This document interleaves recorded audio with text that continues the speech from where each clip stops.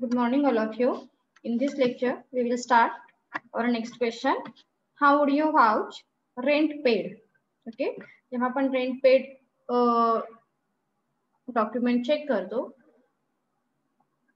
त्याच्याशी रिलेटेड कोणते एव्हिडन्स किंवा कोणते प्रूफ ऑडिटरला चेक करावे लागतात ते बघा. First is a document. Examine the agreement which the landlord and see the term. Examine rent receipt from the landlord and payment voucher. See that document are in order. So याची मला ते आपण बघितलेलं आहे पण थोडं शॉर्ट मध्ये बघा काय आहे. सो ऑडिटर काय करेल, here auditor should examine the agreement. Okay, so जे डॉक्युमेंट आहे ते चेक करेल. Examine rent receipt from landlord कडून जे रेंट रिसिप्ट त्याने घेतलेली आहे ती चेक करेल. पेमेंट व्हाउचर चेक करेल. Second point, voucher. See that the payment of rent supported by proper voucher. So payment केल्यानंतर जे व्हाउचर आहे हे व्हाउचर सुद्धा ऑडिटर काय करू शकतो इथे as a evidence, as a proof म्हणून चेक करू शकतो. Third is see the entry of payment of the rent in advance. आणि जर काही रेंट ऍडव्हान्स पे केलं असेल म्हणजे जसं की आपण लास्ट क्वेश्चन मध्ये बघितलं होतं, डिपॉझिट वगैरे आधी ऑलरेडी पे करावं लागतं. सो जर काही असं ऍडव्हान्स काही पे केलं असेल तर त्याच्याशी रिलेटेड आहे ते ऑडिटर काय करेल, auditor should check the advance related transaction और related document. Next is authority. Ensure that voucher is properly authorized. म्हणजे टेनंटने प्रॉपर पेमेंट केलेला आहे का किंवा प्रॉपर ऑथोराइज पर्सन कडेच पेमेंट केलेलं आहे का हे इथे ऑडिटर काय करेल तर चेक करेल अंडर अथॉरिटीच्या. Okay, then TDS. See that TDS is deducted and deposited with the proper authority. So TDS माहितीये तुम्हाला जे टॅक्स रिलेटेड आहे. सो टीडीएस काही कट झालेला आहे का, काही डिडक्ट झालेला आहे का हे सुद्धा ऑडिटरला इथे चेक करावं लागेल. Then accounting. Scrutinize ledger and see that proper accounting is done. आणि जसं की आपल्याला माहिती आहे रेंटचं रेकॉर्डिंग हे कुठे होतं अकाउंटिंग मध्ये. रेंटचं रेकॉर्डिंग कुठे होणार आहे तर प्रॉफिट अँड लॉस अकाउंटच्या डेबिटला आपण रेंट रेकॉर्ड करतो, right.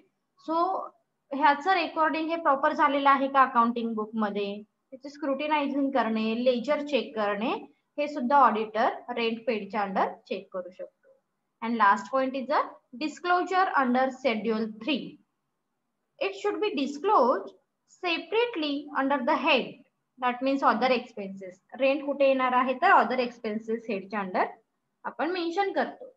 So here auditor should check schedule 3, that means where rent is recorded. Okay, like other expenses किंवा जे प्रॉपर हेडिंग दिलेलं आहे किंवा नाहीये हे तो चेक करेल in the statement of profit and loss. Is it clear? How would you vouch rent paid? Yes, ma'am. Yes, ma'am. Then next question, how would you vouch insurance premium? So याच्या introductory part मध्ये फक्त आपल्याला काय लिहायचंय तर insurance premium कुठे आपण record करतो. ओके, सो इन्शुरन्स प्रीमियम कुठे रेकॉर्ड केला जातो सांगा बरं. Insurance premium is expenses. Okay, so first sentence मध्ये येईल insurance premium is expenses. So that is why this is recorded under profit and loss account debit side. Profit and loss अकाउंटच्या debit साइडला insurance premium हे record केलं जातं. हे introductory part मध्ये द्या. And so auditor here check carefully related books or related documents. So auditor should follow several steps or check several books. First, insurance policy. So auditor first thing काय करेल, insurance premium जेव्हा आपण पे करतो तर तो premium कोणत्या पॉलिसीची related आहे, बेसिक थिंग ना. So here auditor should check insurance policy related to the insurance premium. That means check with the insurance policy, receipt issued by the insurance company and payment voucher. Insurance कंपनीने किती receipt issue केलेले आहे, that means किती आपण premium पे केलेला आहे आणि त्याचे काही रिसिट आहेत हे चेक करेल. Second is adjustment. So see that proper adjustment entry are passed for prepaid insurance.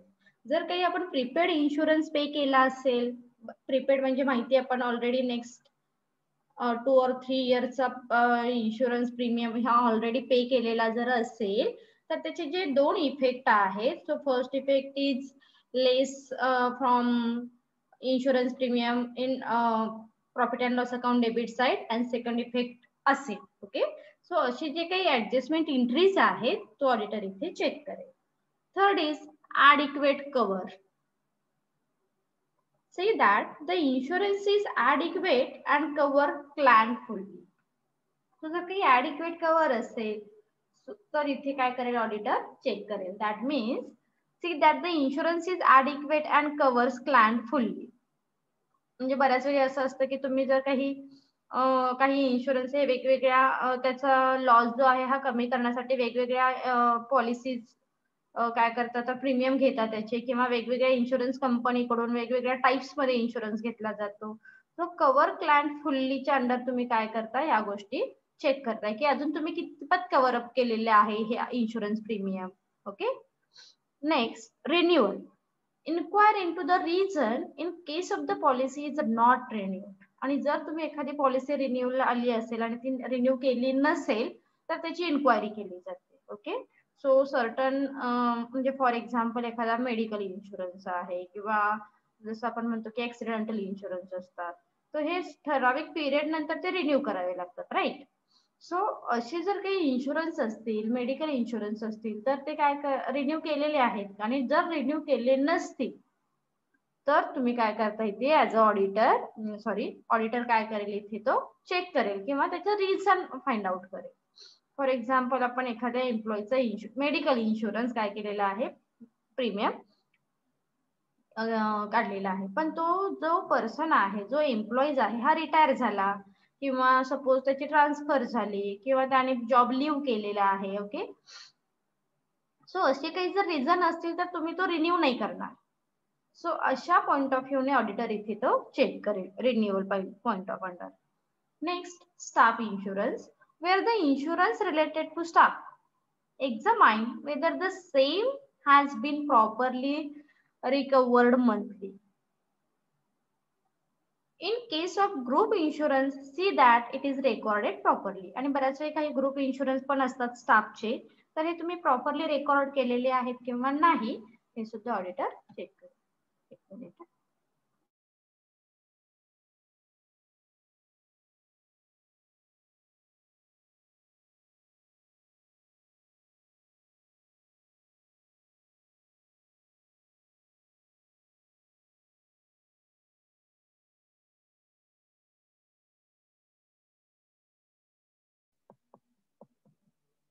Then next is accounting.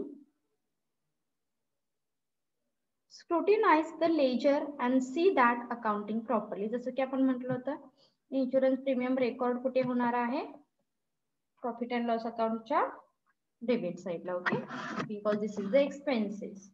मग याचं स्क्रुटिनाइज करणं किंवा त्याचं प्रॉपर लेजरिंग केलेलं आहे का, ट्रायल बॅलन्स मध्ये काही इफेक्ट आहे का, किंवा फायनल अकाउंट मध्ये म्हणजे प्रॉफिट अँड लॉस अकाउंट मध्ये त्याचं रेकॉर्डिंग केलेलं आहे का, या गोष्टी चेक करेल. आणि insurance is also part of the other expenses, head of the other expenses. So last point मध्ये काय चेक करायचं आहे, डिस्क्लोजर अंडर शेड्यूल 3. सो जे एक्सपेन्सेस असतात हे शेड्यूल 3 च्या अंडर डिस्क्लोज केले जातात, राईट. सो इथे तुम्ही काय करता, it should be shown as the separate line item under the head of other expenses on the face of statement of profit and loss account. So profit and loss account च्या under हे proper recording झालेलं आहे किंवा नाही हे check करा. Is it clear question? Yes, ma'am. Okay. Yes, ma'am. So last question, how would you vouch telephone expenses? So telephone expenses जेव्हा तुम्ही चेक कराल तर तेव्हा कोणत्या पॉइंटला ऑडिटर कॉन्सन्ट्रेट करेल बघा. First, telephone expenses is also head of other expenses, so this is recorded under profit and loss account debit साईडच्या अंडर तो रेकॉर्ड केला जाईल. ओके, सो हे इंट्रोडक्टरी पार्ट मध्ये येईल. त्याच्यानंतर हिअर ऑडिटर शुड चेक और auditor should check the several point such as, कोणते पॉइंट तो चेक करू शकतो टेलिफोन एक्सपेन्सेसच्या अंडर. तर फर्स्ट असणार आहे internal control manual. So get a complete list of telephone connection in terms in the name of the company and find out the nature, that is landline, mobile, okay, WLL, etc.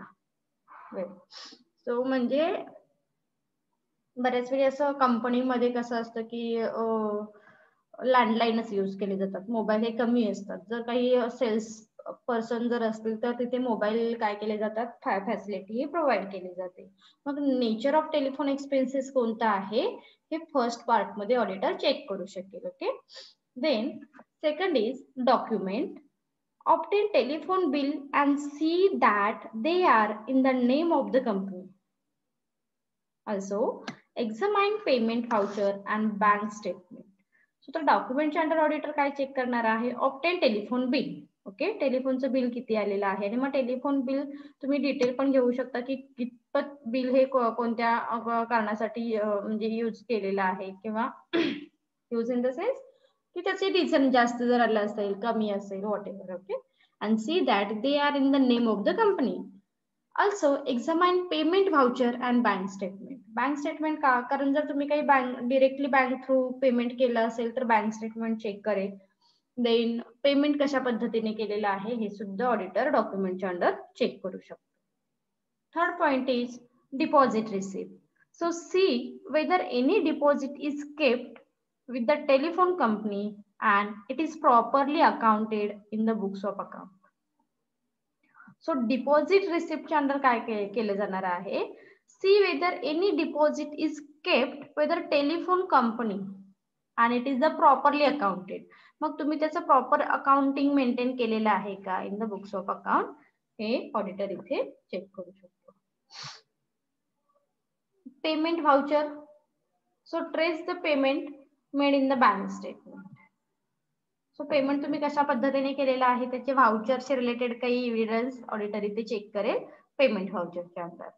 Personal expenses मध्ये काय असेल, मग तुम्ही mobile काही personal reason साठी काही use केला असेल का, पर्सनल एक्सपेन्सेस म्हणून दाखवले असतील का.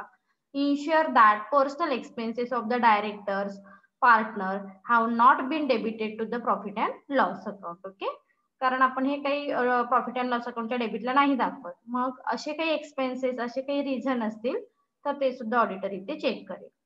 Then recover from staff.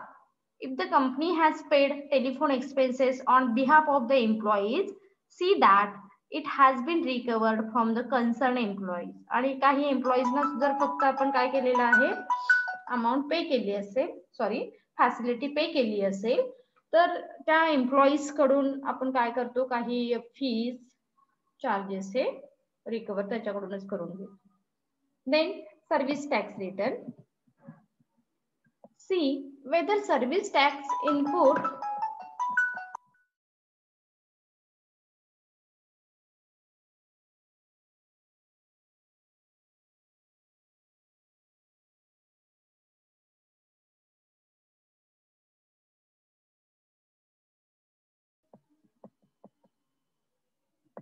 ensure that, sorry, कुठे आलो होतो आपण, service tax.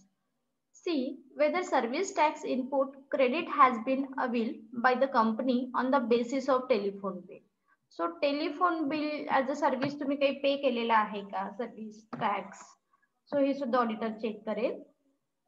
FBT return. Any liability in respect of fringe benefit tax on telephone expenses has been properly computed. फ्रिंग benefit म्हणजे काय, जसं नॉन मॉनिटरी फॅसिलिटी असतात, काही एम्प्लॉईजना आपण एक्स्ट्रा फॅसिलिटी देतो, तसं जर काही तुम्ही दिलं असेल तर इथे आपण काय करतो, त्या गोष्टी चेक करतो. सो ह्या म्हणजे तुम्ही एम्प्लॉईज कडूनच रिकव्हर करून घेताय त्याचे एक्सपेन्सेस किंवा त्याची अमाऊंट, की तुम्ही ऍज अ फ्रिंग बेनिफिट्स म्हणून प्रोव्हाइड केलेली आहे. Then year end adjustment. So verify the year-end adjustment are made in respect of the outstanding telephone expenses.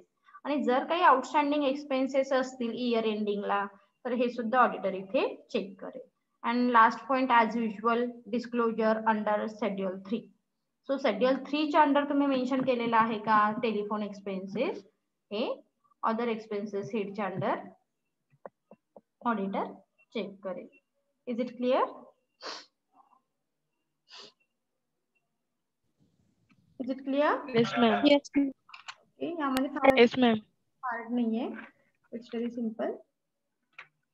So we will continue tomorrow.